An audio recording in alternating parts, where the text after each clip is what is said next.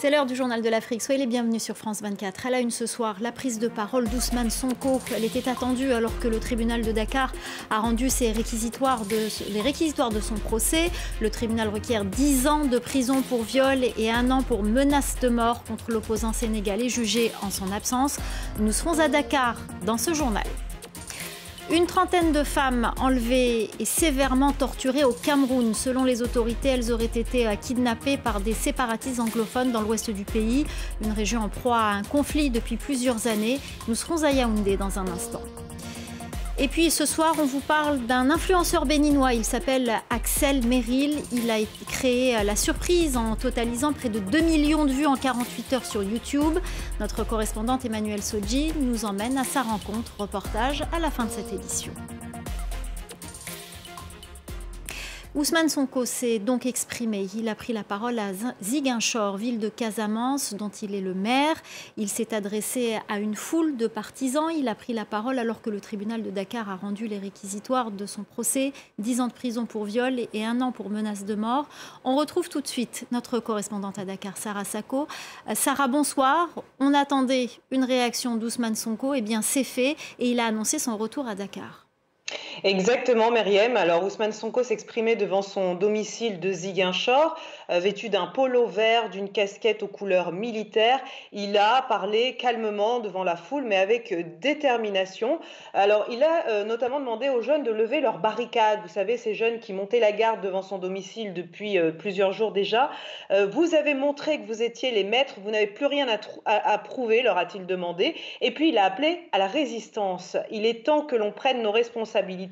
Il faut nous battre. Il a ainsi donné rendez-vous à ses partisans à Dakar. Il a affirmé qu'il quitterait la ville de Ziguinchor pour remonter par la route jusqu'à Dakar, qui se trouve à 450 km. Il n'a pas dit en revanche quand ce retour aurait lieu. Le maire de la ville a achevé donc cette allocution par un tour de foule, un bain de foule immense qui est d'ailleurs toujours en cours au moment où je vous parle.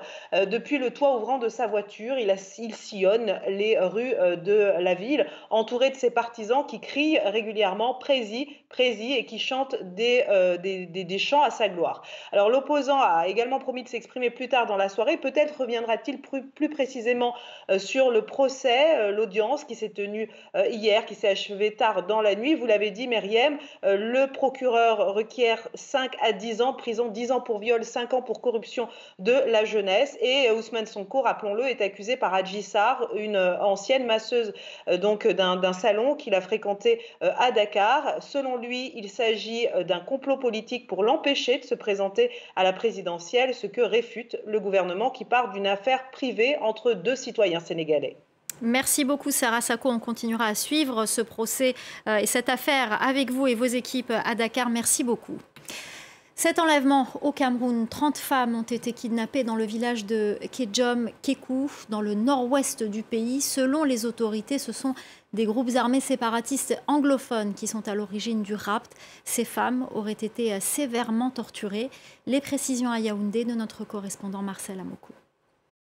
Difficile de connaître le nombre exact de femmes enlevées, mais les chiffres varient entre 30 et 50 selon les sources. Leur enlèvement le 19 mai dernier, à la veille de la fête de l'unité nationale, ici au Cameroun, a été confirmé dans une vidéo devenue virale sur les réseaux sociaux. On y voit des femmes âgées d'une 50aine d'années, pour la plupart d'entre elles, assises à même le sol, apeurées, tandis qu'une voix masculine, probablement celle d'un séparatiste armé anglophone, affirme qu'elles sont des traîtres et de ce fait méritent la mort. En fait, ces femmes étaient descendues dans la rue munies de simples bâtons pour protester contre les taxes imposées par les séparatistes anglophones aux populations, des taxes qui s'élèvent à 10 000 francs CFA, environ 15 € pour les hommes, 5 000 francs CFA, environ 7 € pour les femmes et 500 francs CFA, un peu moins d'1 € pour les enfants, des taxes jugées excessives par ces femmes commerçantes pour la plupart. L'enlèvement n'a pas été revendiqué par un groupe armé pour l'instant, pas de réaction officielle également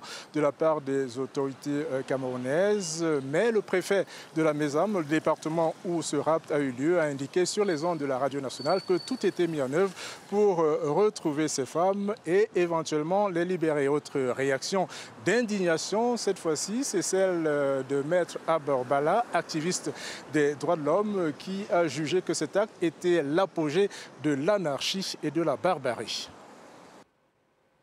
Au Soudan, la situation humanitaire reste critique. Dans la capitale Khartoum, malgré la trêve entrée en vigueur lundi, les civils attendent toujours l'ouverture de couloirs sécurisés. Les Soudanais qui le peuvent continuent à fuir vers les pays voisins. Le Tchad compte 80 000 réfugiés depuis le début du conflit en avril. Caroline Lambolé. Khadija a quitté le Soudan il y a à peine une semaine. Comme nombre d'autres personnes, elle a décidé de partir au Tchad alors que la situation dans son pays ne cessait de se détériorer. J'ai marché pendant 3 jours avec mes enfants avant d'arriver ici. Le trajet était vraiment éprouvant. Les gens ont été attaqués et on a tenté de les empêcher de traverser la frontière. Plusieurs membres de sa famille sont toujours coincés de l'autre côté de la frontière. Aucune nouvelle d'eux, aucun moyen de savoir s'ils sont toujours en vie. Depuis le début des combats en avril, environ 80 000 personnes ont fui le Soudan pour le Tchad. C'est maintenant le 2e pays d'accueil après l'Égypte. Pour les humanitaires, la situation est critique. Il y a plus de 25 000 personnes ici à Borota. Elles manquent désespérément d'eau, de soins médicaux et d'abris. En plus, on a une course contre la montre avec la saison des pluies qui arrive. La situation sécuritaire est aussi fragile. La semaine dernière, au moins une personne a été tuée par un tir de roquette sur un camp de réfugiés à Kouffroun, à une centaine de kilomètres de Borota. Résultat, les autorités tchadiennes ont promis de renforcer la sécurité à la frontière. Dans la capitale soudanaise, des colonnes de fumée noire étaient visibles mercredi. 2 jours après le début d'une nouvelle trêve conclue à Djeddah, en Arabie Saoudite, les civils attendent toujours l'ouverture de couloirs sécurisés. Félix Tshisekedi en Chine. À quelques mois de la présidentielle en République démocratique du Congo, le président congolais s'y rend principalement pour la renégociation d'un contrat minier d'une valeur de plusieurs milliards de dollars. Kinshasa se bat pour revoir les termes de l'accord jugé injuste. La correspondance depuis Pékin de Yenali. C'est l'histoire d'un contrat d'une valeur de plus de 6 milliards de dollars. Le contrat minerai contre infrastructure signé en 2008 sous la présidence de Joseph Kabila ne passe plus. Son successeur et dirigeant actuel, Félix Tshisekedi, souhaite revoir les termes de l'accord entre Kinshasa et plusieurs entreprises chinoises. Il était, selon lui, mal négocié. En février dernier, l'inspection générale des finances de la République démocratique du Congo a révélé un grand déséquilibre avec ce contrat, déclarant que le côté chinois devrait débourser plus de 17 milliards de dollars pour que ce contrat vaille la peine, entre guillemets, en quelque sorte, pour le pays. Les diplomates chinois basés à Kinshasa avaient déclaré à cette époque-là que ce rapport était plein de préjugés et loin de la réalité. Kinshasa, bien sûr, souhaite se positionner de plus en plus comme un leader mondial de métaux rares et cherche des partenaires pour leur exploitation. Pékin souhaite investir davantage dans l'énergie verte pour laquelle il faut du cuivre et du cobalt. L'économie est donc au cœur de cette visite d'État de Félix Tshisekedi ici en Chine cette semaine. Mais on ne parle pas que des mines et de l'infrastructure. Après la rencontre avec son homologue chinois Xi Jinping, le président Tshisekedi va partir à Shanghai, la capitale économique du pays, et aussi à Shenzhen, où se situe notamment le QG de Huawei, le géant de la télécommunication chinois. Et puis toujours en RDC, le vice-premier ministre et ministre de l'Intérieur a pris la parole ce mercredi lors d'une conférence de presse. Il revient sur la manifestation violemment réprimée du samedi 20 mai. On l'écoute. Nous devons apprendre à respecter l'autorité établie. La liberté de marcher est garantie par la Constitution. Je m'opposerai toujours à toute tentative d'empêcher les gens, les citoyens congolais, à manifester leurs opinions. Mais ces manifestations doivent répondre aux exigences de la loi, c'est-à-dire ils doivent être encadrés par les pouvoirs publics. Et lorsque le pouvoir public dit « vous allez marcher sur tel itinéraire », les opposants disent « nous allons aller sur un autre itinéraire ». Ils recrutent les gens, des jeunes drogués, ils les envoient s'attaquer aux éléments de la police commis à la sécurisation des manifestations. On vous parle ce soir de cet influenceur béninois du nom d'Axel Merrill. Il a créé la surprise en totalisant près de 2 millions de vues en 48 heures sur YouTube. Le jeune de 26 ans, suivi par près de 4 millions d'abonnés sur TikTok, était déjà célèbre en Afrique francophone pour ses parodies. Cet exploit a tout bonnement propulsé sa carrière et gonflé sa cote auprès des agences de marketing. Reportage à Cotonou d'Emmanuel Sodji et Raphaël Ntali. À quelques heures de son retour en France, Axel Merrill s'offre un bain de popularité à Cotonou.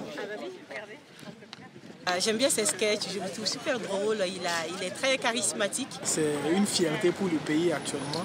Le fait qu'il y ait plusieurs millions de vues, en fait, ça montre vraiment que les gens l'aiment, quoi. Il y a quelques jours, le web humoriste et chanteur béninois a créé le buzz.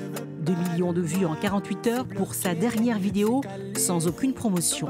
Avec ce clip, une chanson composée en l'honneur de la fille du célèbre pasteur ivoirien Camille Makosso, et avec la participation du grand comédien Michel Gou, Axel Merrill s'impose dans l'univers musical. Je suis très surpris de ce que ça a fait, comment ça allait très vite, mais après, j'étais quand même un peu confiant sur la qualité du projet. Son succès sur les réseaux sociaux n'est pas le fruit du hasard. L'influenceur béninois, étudiant en master d'art numérique, travaille depuis 10 ans selon une stratégie bien huilée. J'essayais déjà de m'imposer en faisant des parodies. Ça m'a aidé à avoir une certaine notoriété. Il fallait quand même un petit déclic pour pouvoir faire en sorte que les gens puissent comprendre en fait que je suis vraiment à fond dans la musique aussi. Humour, danse, musique et cinéma, Axel Merrill, qui compte 4 millions d'abonnés sur TikTok, prend pour modèle l'américain Will Smith. Depuis les dernières statistiques de l'influenceur béninois, sa valeur marchande pour un poste a plus que triplé, passant de 1 500 à environ 5 000 €. On se rend compte qu'il arrive à fédérer de manière stratégique et efficace sa communauté autour d'un projet. Plus il va avancer, plus sa communauté va grandir et plus sa cote va augmenter sur le marché de l'influence. Depuis son buzz, de grandes marques commerciales en Europe et en Afrique s'intéressent à lui. Les influenceurs comme Axel Merrill permettent d'atteindre des audiences spécifiques que les médias traditionnels n'arrivent pas à toucher.